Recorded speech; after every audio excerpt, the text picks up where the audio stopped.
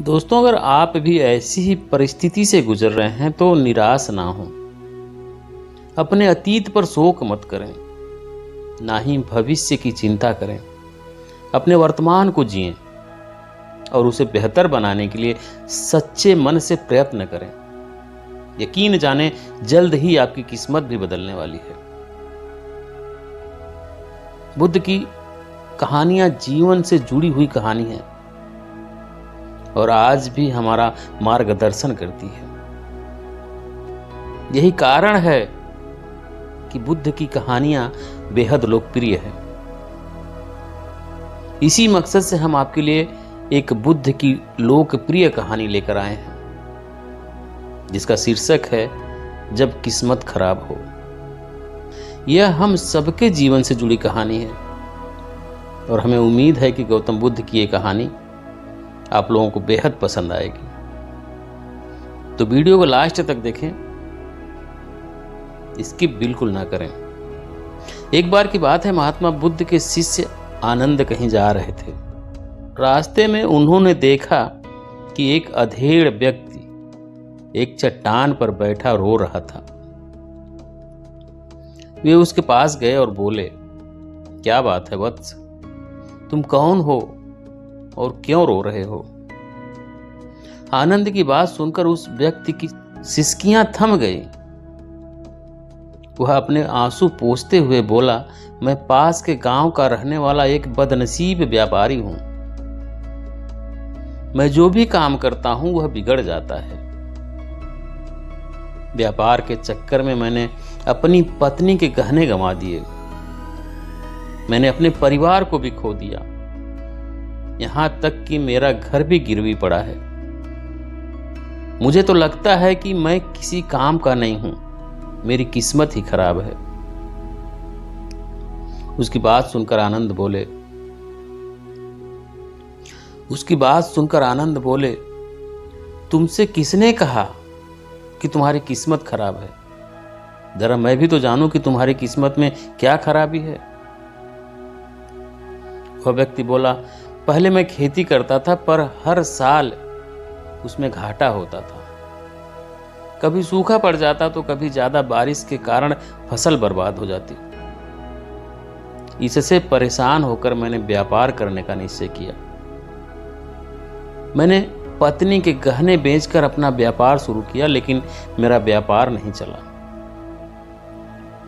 शुरू में परिवार वालों ने मेरा साथ दिया, लेकिन जैसे जैसे मुझे नुकसान होने लगा, मेरे परिवार वाले भी मुझसे दूर हो गए। यह सब उनके लिए ही कर रहा था, लेकिन अब वे लोग मुझे देखकर नजरें फेर लेते हैं और मुझे ही मेरे परिवार की दुर्दशा का जिम्मेदार ठहराते हैं। उस व्यक्ति ने एक लंबी सी सांस ली और फिर बोला, मेरा एक मित्र है। उसने भी मेरे साथ अपना व्यापार शुरू किया था। उसका व्यापार अच्छा चल रहा है और वह जब भी मेरे घर आता है तो अपनी सफलता की कहानियां सुनाता है। उसकी बातें सुनकर मेरे घर वाले भी कहते हैं कि उसे देख और कुछ सीख। हमें तो लगता है कि तेरे बस में कुछ भी नहीं है। उन लोगों की बातें सुनकर अब तो मुझे भी लगने लगा है कि शायद मेरे बस में कुछ भी नहीं है। अब तो मुझे भी अपना जीवन व्यर्थ लगने लगा है। मेरे मन में ख्याल आता है कि अपना जीवन समाप्त कर लूं। मैं यहां आया भी इसी इरादे से था, लेकिन हिम्मत नहीं कर पाया, इसलिए यहां एकांत में बैठकर विलाप कर रहा था। आनंद बोले, तो ये बात है। वैसे क्या तुम इसके अलावा कुछ और भी कहना चाहते हो? उसकी बात सुनकर वह व्यक्ति बोला, एक और मेरा हर काम खराब हो जाता है। दूसरी ओर मेरा मित्र है जो हर समय मुझे नीचा दिखाने का प्रयत्न करता रहता है। मुझे समझ में ही नहीं आता कि मैं क्या करूं। आनंद बोले, क्या तुम अपने मित्र की बातें सुनकर दुखी हो जाते हो? उस व्यक्ति ने जवाब दिया, हाँ, मैं उसकी बातें सुनकर स्वयं को दुखी हो जाता हूं। आनंद पूछे, तुम्हें किस बात का दुख है? अपने असफल होने का या फिर मित्र के सफल होने का? उनका सवाल सुनकर वह व्यक्ति एक पल के लिए सोच में पड़ गया और फिर वह बोला, अगर सच कहूं तो मुझे अपने असफल होने का उतना दुख नहीं होता जितना कि मित्र के सफल होने का होता है। अर्थात यदि तुम्हारा मित्र असफल हो जाए तो तुम्हें खुशी होगी। आनंद ने प्रश्न किया। वह व्यक्ति बोला, हाँ, मुझे बहुत खुशी होगी। इसका मतलब है कि तुम्हारी खुशी तुम्हारे मित्र पर निर्भर है। आनंद बोले कि इसका मतलब कि तुम्हारी खुशी तुम्हारे मित्र पर निर्भर है। अगर वह चाहे तो तुम्हें खुश कर सकता है और अगर वह चाहे तो तुम्हें दुखी कर सकता है। तुम स्वयं से न तो खुश हो सकते हो और न ही दुखी हो सकते हो। अर्थात तुम अपने मित्र के गुलाम हो गए हो, इसलिए तुम्हारा कुछ नहीं हो सकता। ऐसा ना कहें महात्मन। उस व्यक्ति ने हाथ जोड़ दिए।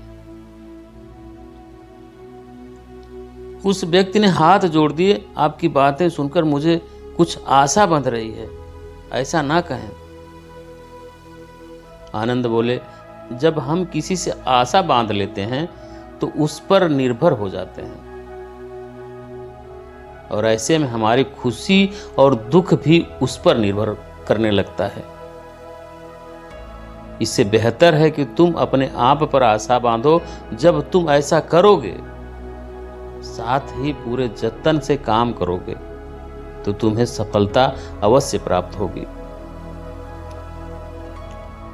कहते हुए आनंद ने एक पल के लिए उस व्यक्ति की ओर देखा, फिर अपनी बात आगे बढ़ाई।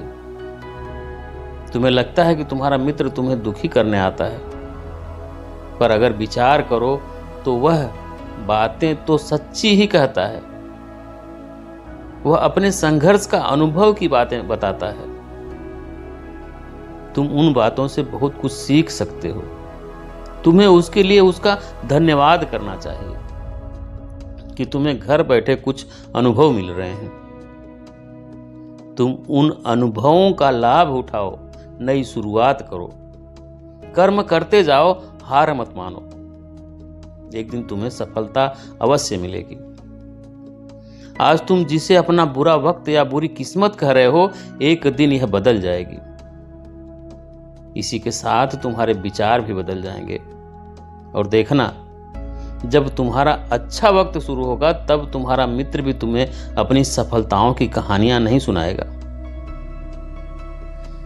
तब वह अपनी असफलताओं की बातें बताएगा ताकि तुम उसकी बातें सुनकर भ्रमित हो जाओ, तुम्हारा आत्मविश्वास हिल जाए और तुम गलत निर्णय ले सको।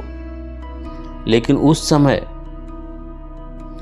उस समय तुम्हें अपनी बुद्धि का प्रयोग करना होगा। तुम्हारा मित्र जैसे आज तुम्हें दुखी करने आता है, उसी तरह उस समय भी वह तुम्हें दुखी करने आएगा। क्योंकि जिस तरह उसे दुखी देखकर तुम्हें मजा आता है, उसी तरह उसे भी तुम्हें दुखी देखने में उतना ही मजा आता है। वह व्यक्ति बोला, आपने सही कहा, लेकिन मेरा सबसे बड़ा दुख यह है कि मेरे परिवार के लोग भी इसमें शामिल हैं। वास्तव में मैं तो अपने परिवार के लिए अच्छा करना चाहता था, लेकिन वे लोग भी मेरी बात नहीं समझते हैं। वे भी मुझे गलत कहते हैं और अब तो वे मेरे साथ भी नहीं हैं। आनंद बोले, मैं सब समझ गया। तुम सांत्वना चाहते हो। वास्तव में इस दुनिया में सभी लोग सांत्वना ही चाहते हैं। हम चाहते हैं कि हम जब भी कुछ करें तो लोग हमारी प्रशंसा करें, लेकिन आम तौर से ऐसा नहीं होता है। इसलिए हम दुखी हो जाते हैं। हमें लगता है कि हमारे मित्र, परिवार वाले सब मतलबी हैं। लेकिन तुम अगर किसी को अपना परिवार मानते हो और उसके लिए कुछ करना भी चाहते हो, तो तुम्हें ऐसा क्यों लगता है कि तुम दूसरों के लिए कुछ कर रहे हो? वास्तव में तुम अपनी खुशी के लिए कर रहे हो। इसलिए परिवार के लिए कुछ करना वास्तव में अपने लिए ही करना होता है। लेकिन अगर ऐसा करते समय तुम्हें लगता है कि तुम दूसरों के लिए कर रहे हो तो तुम दुखी रहोगे, और अगर तुम्हें लगता है कि तुम अपने लिए कर रहे हो तो तुम खुश रहोगे, क्योंकि जब तुम अपने लिए कुछ अच्छा करते हो या करना चाहते हो तब तुम्हें सांत्वना की जरूरत नहीं पड़ती है। आनंद की बातें सुनकर उस व्यक्ति के चेहरे के भाव बदल गए। आनंद की बातें सुनकर उस व्यक्ति के चेहरे के भाव बदल गए। वह बोला, आप सही कह रहे हैं, मैं समझ गया हूं। अब तक मेरी किस्मत खराब इसलिए थी क्योंकि वह दूसरों के हाथ में थी। अब मैं अपनी किस्मत को अपने हाथ में रखूंगा। मैं फिर से प्रयत्न करूंगा, पूरे मन से काम करूंगा, और जब तक सफलता नहीं मिलेगी मैं चैन से नहीं बैठूंगा। उस व्यक्ति की बात सुनकर आनंद मुस्कुराए। उस व्यक्ति की बात सुनकर आनंद मुस्कुराए और उसे छोटी सी डिबिया देते हुए बोले, इस डिबिया को हमेशा अपने पास रखना। इसमें एक ऐसा राज है जो तुम्हें बड़े से बड़े दुख से भी बाहर निकाल लेगा।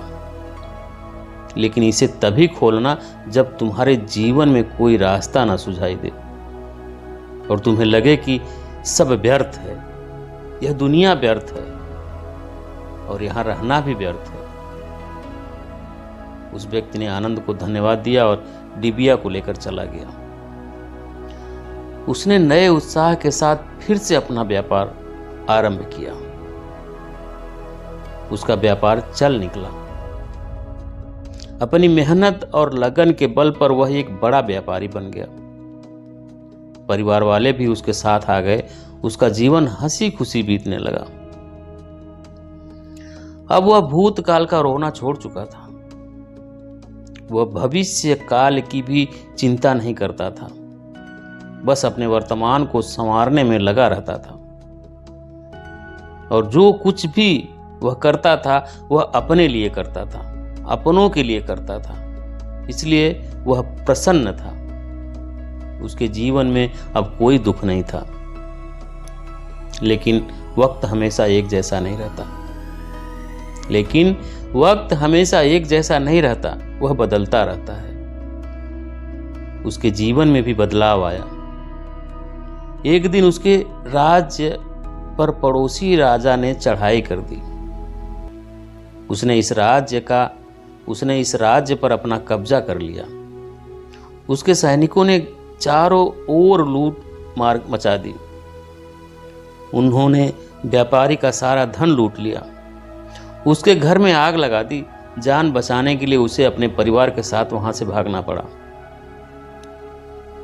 वह व्यक्ति अपने परिवार के साथ कई दिनों तक इधर उधर भटकता रहा। वह दाने दाने को मोहताज हो गया। उसका बच्चा बीमार हो गया। इलाज के अभाव में वह तड़पने लगा। यह देखकर उसका हृदय चित्कार कर उठा। वह कैसे अपने बच्चे का इलाज कराए। उसके पास तो खाने के लिए कुछ भी नहीं है। ऐसे में उसे एक बार फिर निराशा ने घेर लिया। उसे लगने लगा कि उसका जीवन व्यर्थ है, सारी दुनिया व्यर्थ है, किसी भी बात का कोई मतलब नहीं है। भले ही आप जीवन में कितना भी कुछ कर लो, कितनी भी सफलता हासिल कर लो, पर अंततः यह जीवन समाप्त ही होता है। तो फिर ऐसे में जीवित रहने का क्या फायदा? इससे तो अच्छा है कि वह अपना जीवन समाप्त कर ले। लेकिन तभी उसके दिमाग में आनंद की दी हुई डिबिया कौंध उठी। उसने उत्सुकता के साथ उसे खोला और डिबिया के भीतर एक पर्ची रखी हुई थी। पर्ची पर कुछ लिखा हुआ था। उसे पढ़कर उसकी आंखों के आगे छाया निराशा का अंधेरा छट गया और वह मुस्कुरा पड़ा। उस पर्ची पर लिखा हुआ था, यह समय भी बीत जाएगा। उसने डिबिया को अपनी मुट्ठी में भींच लिया और एक नई शुरुआत के लिए उठ खड़ा हुआ। तो दोस्तों, अगर आप भी ऐसी परिस्थिति से गुजर रहे हैं तो निराश ना हो। अपने अतीत पर शोक मत करें, ना ही भविष्य की चिंता करें। अपने वर्तमान को जिएं और उसे बेहतर बनाने के लिए सच्चे मन से प्रयत्न करें। यकीन जाने जल्दी ही आपकी किस्मत भी बदलने वाली है। तो यही थी वीडियो दोस्तों आज की। मुझे उम्मीद है कि वीडियो बहुत पसंद आएगी आप लोगों को। तो वीडियो पसंद आए तो प्लीज़ वीडियो को लाइक करके कमेंट करें, शेयर करें, और चैनल पे अभी तक नए हैं, चैनल को सब्सक्राइब नहीं किए हैं तो प्लीज़ चैनल को सब्सक्राइब करें, बेल आइकन प्रेस कर लें ताकि आने वाली हर वीडियो का नोटिफिकेशन सबसे पहले आपको मिले। वीडियो को आप लोगों ने लास्ट तक देखा, इसके लिए बहुत बहुत धन्यवाद।